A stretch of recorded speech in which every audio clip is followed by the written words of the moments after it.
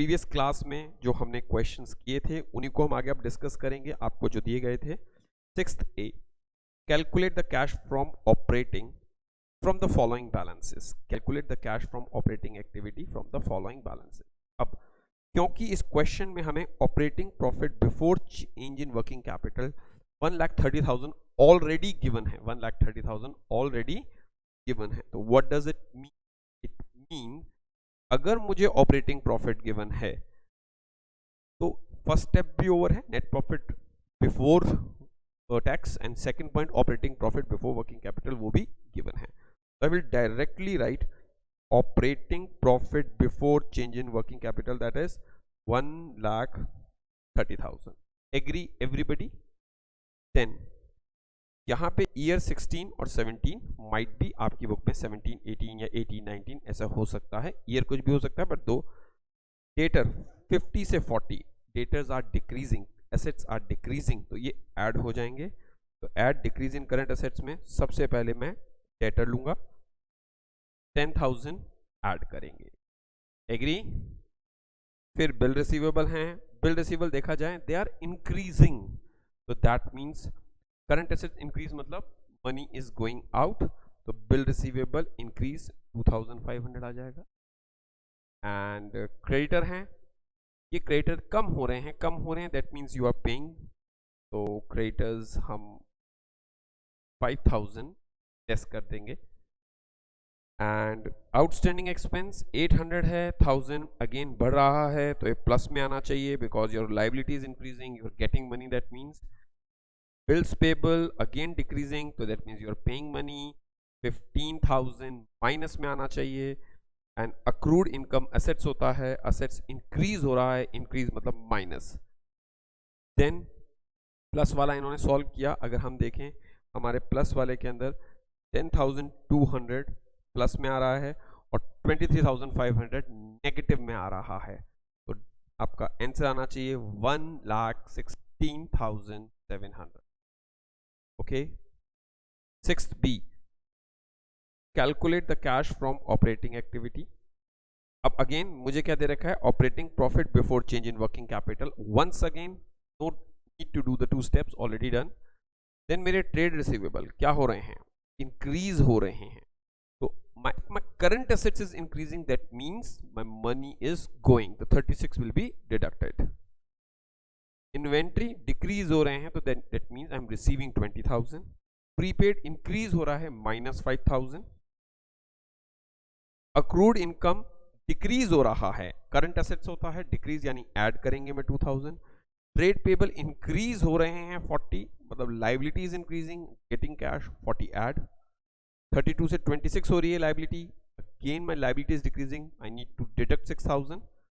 And received in advance, ये भी मेरी लाइबिलिटी है, डिक्रीज हो रही है, 1,000 में माइनस करूंगा।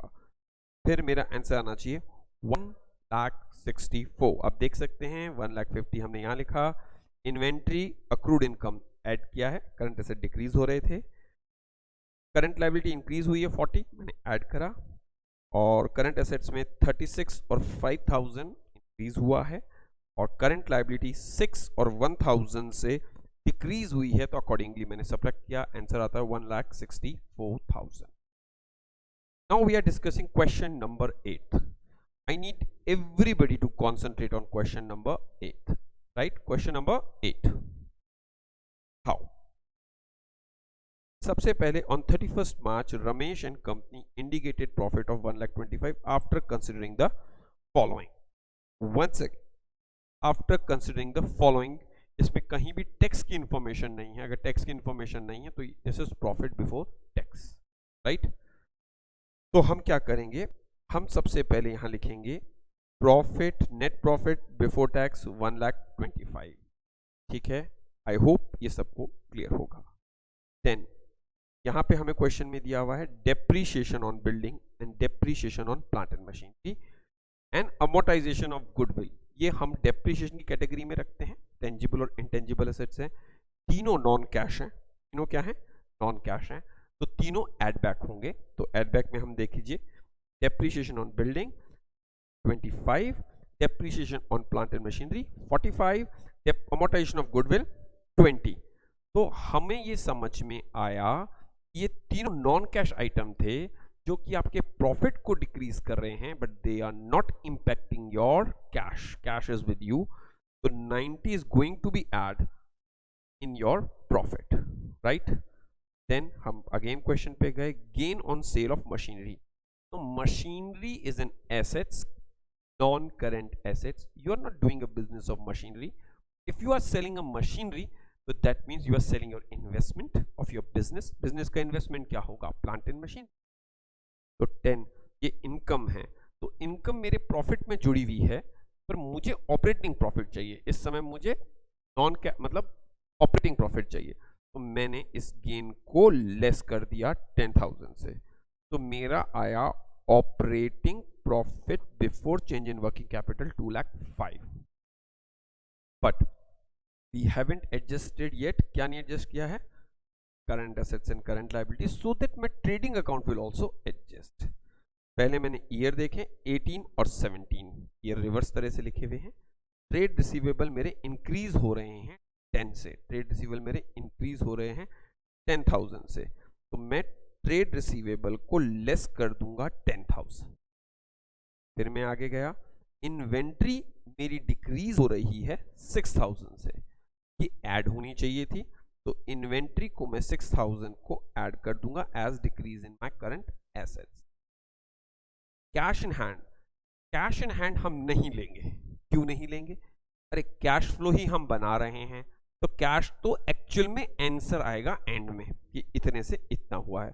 तो करंट एसेट्स और करंट लायबिलिटी निकालते वक्त हम कैश इन हैंड नहीं लेते, because cash is our main answer. Trade payable 30 से 32 हुआ है, इंक्रीज हो रहा है, तो ऐड होना चाहिए 2,000. एक्सपेंस पेबल ये डिक्रीज हुआ है, तो ये लेस होना चाहिए 5 लेस होना चाहिए. अब हमने एक और देखा, बैंक ओवरड्राफ्ट. तो बैंक ओवरड्राफ्ट अर्लियर इसको हम कैश इक्विवेलेंट मानते थे, but now it will go in our financing activity, क्योंकि हम जो भी लोन लेते हैं, ओवरड्राफ्ट लेते हैं, that is just for a business sake. Financing activity में हम इसको अब टर्म करते हैं. तो bank overdraft, cash in hand, cash at bank, ये नहीं आते करंट एसेट्स और करंट लायबिलिटी में. वाई? यही हमारा मेजर आंसर है कि क्या इनफ्लो है, इनफ्लो होके ही ये आएंगे. तो अब 8,000 प्लस 15,000 लेस, आंसर आ रहा है cash flow from operating activity 1,98,000. Question number 9, Narula earn a net profit of 2 lakh after charging और क्रिएटिंग द फॉलोइंग आइटम्स. क्या है? सबसे पहला डेप्रिसिएशन है, loss on amortisation, provision for doubtful date है, यहाँ पे प्रोविजन फॉर टैक्स भी है, और जनरल रिजर्व भी है. डिविडेंड नहीं है, तो मीन्स ये हमेशा स्टार्टिंग में ऐड होते हैं, तो इनके लिए हम हमेशा एक को निकालेंगे, क्या? Profit before tax. Profit before tax. मुझे जो प्रॉफिट दिया हुआ है after consider, that is I think 2 lakh is given. I will take 2 lakh rupees, add taxation, या जो हम बोलते हैं टैक्सेशन में है 40 एंड जनरल रिजर्व में गिवन है 20, तो 40 एंड जनरल रिजर्व में आर टी डिविडेंड है नहीं. Let me take the reserve first, that is 20,000. तो हमारा टोटल आना चाहिए 2,60,000 is profit before tax. Working note can you can say working note है. तो अब हम पे जाएंगे, profit before tax, working note 1 बना, that is 2,60,000. Agree? Then after that depreciation non cash item है, मैं ऐड कर देता हूँ. ऐड करेंगे हम depreciation, that is 25,000. Cash item है तो मैंने ऐड कर दिया, right. Then loss on sale of furniture, loss on sale of furniture non cash के नीचे एक तरह का इन्वेस्टिंग का हो गया फर्नीचर, तो मैं इसको ऐड कर दूंगा, add loss on sale of furniture that is 3000। आगे चलते हैं हम।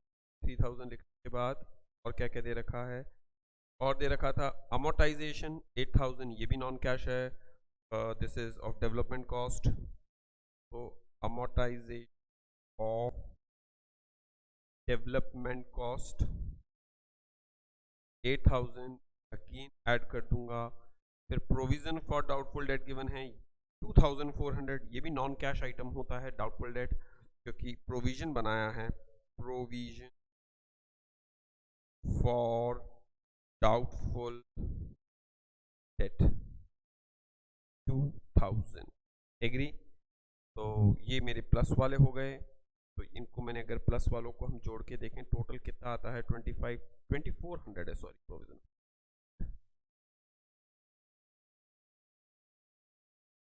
तो 10,800 325 38,400 ये प्लस में।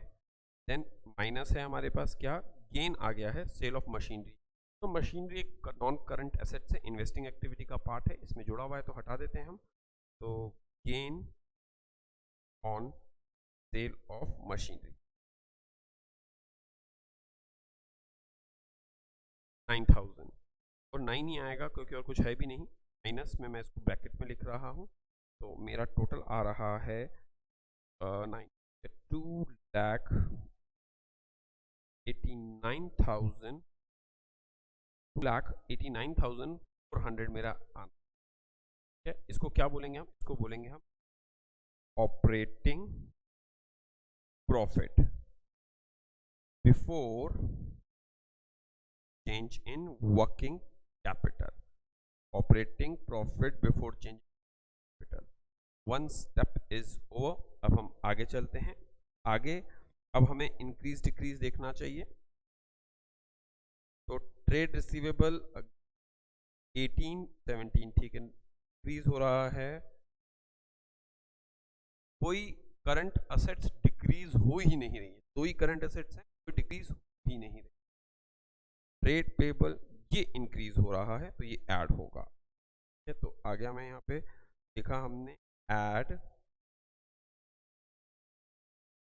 इन current liability that is trade payable. Trade payable कितना है, आई गेस 19,000 रुपीज आ रहा है, कैसे देख सकते हैं आप, 41 से 60, फिर आउटस्टैंडिंग एक्सपेंस ये भी डिक्रीज हो, तो मतलब अब सब लेस वाले हैं, तो हम यहाँ पे गए, हमने less increase in current assets, क्या क्या है करंट एसेट्स में, ट्रेड रिसीवेबल 10 है और प्रीपेड 2 है, trade receivable 10 and prepaid expense 2000 है जो कि डिडक्ट होगा, and then decrease in current liability है दैट इज आउटस्टैंडिंग एक्सपेंस 1000 है। तो अब हम अगर देखें टोटल 1000 कुल मिला के, मैं पहले माइनस वाला देखूं तो मेरे को 16,000 माइनस का, राइट, टोटल, और 19 प्लस करना है, देखा जाए तो है ना, 16 और 19, तो मतलब 3000 का इफेक्ट आ रहा है, क्योंकि मुझे ऐड करना है, मैं 3 ऐड करता हूं तो मेरे पास आता है 2,92,100, ये आया मेरा ऑपरेटिंग कैश, क्या आया मेरा ऑपरेटिंग कैश, राइट। बट अभी भी मेरा क्वेश्चन ओवर नहीं हुआ, अभी भी मेरा क्वेश्चन ओवर नहीं हुआ। अब ये तो ऑपरेटिंग कैश आया, लेकिन हमें अगर पता हो तो इसमें एक टैक्स भी था प्रोविजन, तो हम यही एज्यूम करेंगे जो टैक्स ऐड किया है वही टैक्स पे भी किया होगा, जो प्रोविजन बनाया है कितना 40,000 अगर आप देख सकते हैं ऐड किया, तो 40,000 अगेन लेस हो जाएगा। अब मेरा आंसर आ रहा है 2,52,100, ये होगा net cash from operating activity, net cash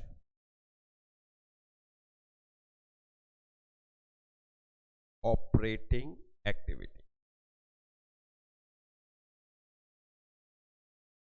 Yeah. The question number 11th A. Now, question is easy, but here the issue is that अब की बार इस क्वेश्चन को एक अलग फॉर्मेट में शो कर रखा है। अब तक आप जितने क्वेश्चंस कर रहे थे, full straightforward information was given to you. Now, this is given in balance sheet format कि भाई ये सब चीजें बैलेंस शीट में रखी हुई होती है। सबसे पहले मैं प्रॉफिट एंड लॉस पे गया।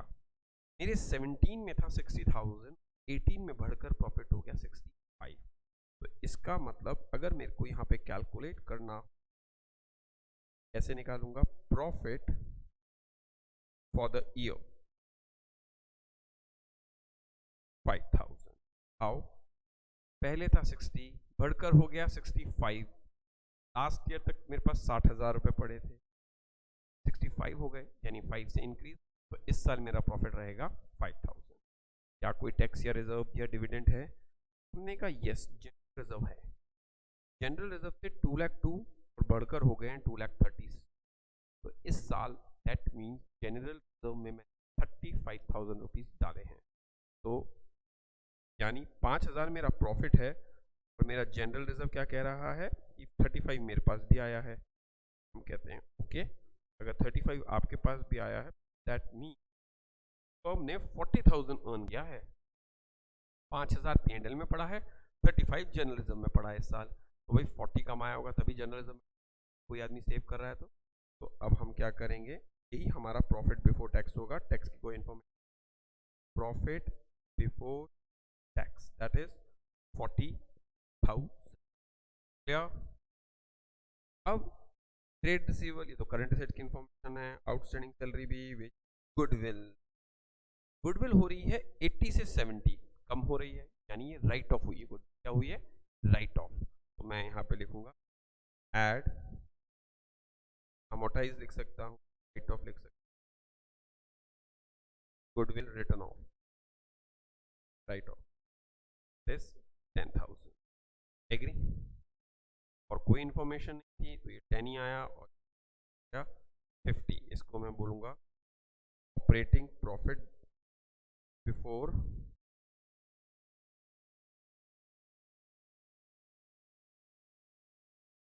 Working capital. एग्री?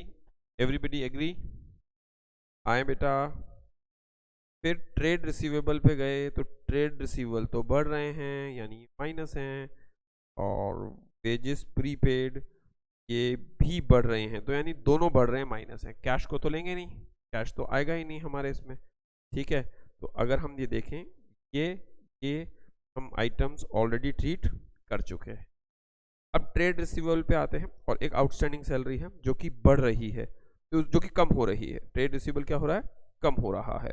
तो सब कुछ माइनस वाला ही है इसके, ठीक है। तो हम आए लेस सबसे पहले इंक्रीज इन करंट एसेट्स, ठीक है, less increase in current assets. अब इंक्रीज इन करंट एसेट्स के अंदर अगर हम देखें हमारे 11th A में क्या क्या इंक्रीज हो रहा है। एक तो ट्रेड रिसीवेबल इंक्रीज हो रहा है, कितने से इंक्रीज हो रहा है? 4,000 से। और एक वेजेस प्रीपेड इंक्रीज हो रहा है 2 से। तो हम लिखेंगे trade receivable 4,000 and wages prepaid this is 2,000। तो हम चाहते तो 6 डायरेक्ट ऐड कर सकते, पर लेस एक बार और, इनको तो लेस में आ गए हैं। Less decrease in current liability, एक करंट लायबिलिटी भी डिक्रीज हो रही है, वो क्या है? आउटस्टैंडिंग। वो हो रही है हमारी 18 से। तो मैंने करंट में हम अभी एक बार देख लेते हैं आउटस्टैंडिंग सैलरी 18। एग्री बेटा? तो 18 और 220, 24 में को माइनस कर, तो मेरा आंसर आना चाहिए 26,000। आंसर आना चाहिए 26,000, that is cash from operating activity. यही आ गया कैश फ्रॉम ऑपरेटिंग एक्टिविटीज।